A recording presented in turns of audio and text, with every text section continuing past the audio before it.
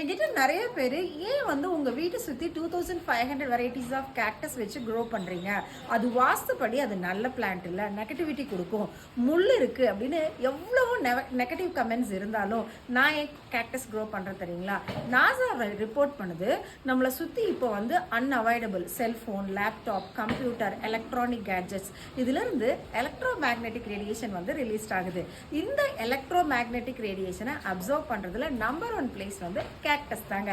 அதனால first reason வந்து நான் கேக்டஸ் க்ரோ பண்ணுறேன். செகண்ட் பார்த்தீங்க அப்படின்னா நம்ம ஏர்ல இருக்கிற அன்வான்ட் கெமிக்கல்ஸ், கேஸஸை வந்து இது வந்து அப்சர்வ் பண்ணுது.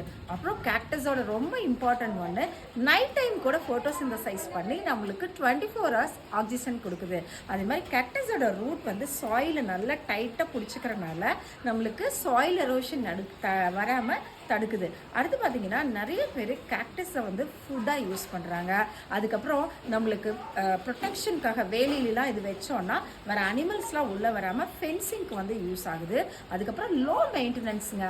நம்ம ஜாப் போகிறவங்க எல்லாருமே நம்ம கேக்டஸ் க்ரோ பண்ணும்போது வீக்லி ஒன்ஸ் வாட்டர் கொடுத்தா போதும். அதுக்கப்புறம் அதிலிருந்து அழகான ஃப்ளார்ஸ் வரும், பார்க்குறக்கே அவ்வளோ அழகாக இருக்கும். லேண்ட்ஸ்கேப்பிங் யூஸ் பண்ணிக்கலாம். இவ்வளோ பெனிஃபிட்ஸ் இருக்கிறதுனால தான் நான் கேக்டஸ் வந்து என்னோட கார்டனில் க்ரோ பண்ணுறேன்.